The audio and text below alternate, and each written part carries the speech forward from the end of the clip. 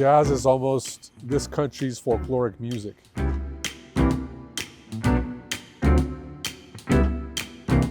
I think that Americans in particular need to know about jazz. Especially jazz that comes from, I guess, the best aspect of the American experience, which is a whole bunch of people coming together to create something wonderful.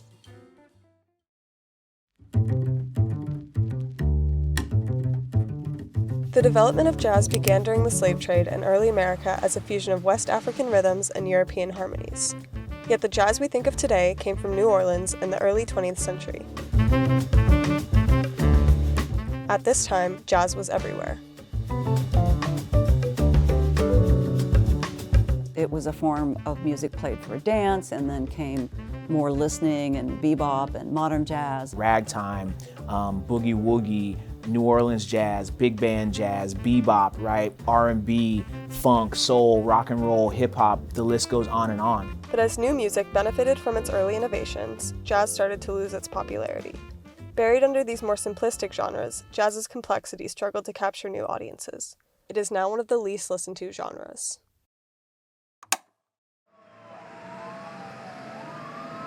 It was really devastating just not to be able to share live music with audiences. And a lot of venues have closed or don't have live music anymore. My name is Sandy Cressman. My name is Terrence Brewer. And I have been singing jazz and primarily Latin jazz for the last 30 plus years. I am essentially a professional musician and a music educator. So playing music, recording music, talking about music, teaching music has always been the totality of my life. And I remember, thinking, okay, I have to tell my band members, the gig in the end of March is canceled, the gig in April is canceled.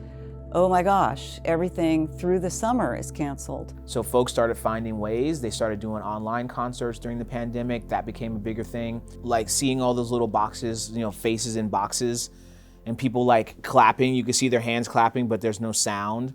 You're just sitting in your space, performing. It was very weird. With the popularity of jazz already struggling, the absence of live music during the pandemic stripped people of experiencing the genre the way it was intended. For jazz to make a comeback, live music had to return.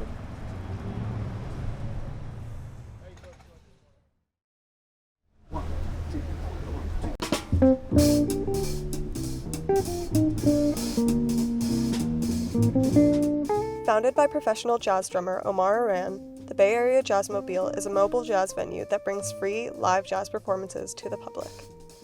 My name is Omar Aran. I am the founder and director of the Bay Area Jazzmobile. I am also a professional jazz drummer. When the pandemic hit, it was like I had no gigs, no one had any gigs, and so I thought, well, now's the time. So I invested some money that I didn't have, and I got the van and I got some gear. When Omar called me, I was like, what, you're doing what? You have a van, you have all the gear. And I think we did our first show with him in July of 2021. He had a really great idea at the perfect time, and it helped this community tremendously. In sort of all these different ways, Omar addressed this problem or issue of access. The underlying mission is to kind of bridge the gap between the cost of going to a live jazz show and the ability to do so. So how are you feeling out here today? Really good to be outdoors and playing jazz for the residents and visitors of North Beach. A little cold, but hanging in there.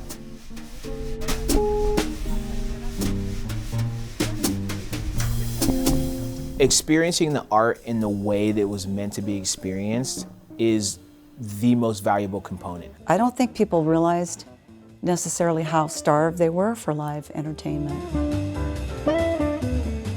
There is nothing like the feeling of sound waves being created by live instruments moving through your body.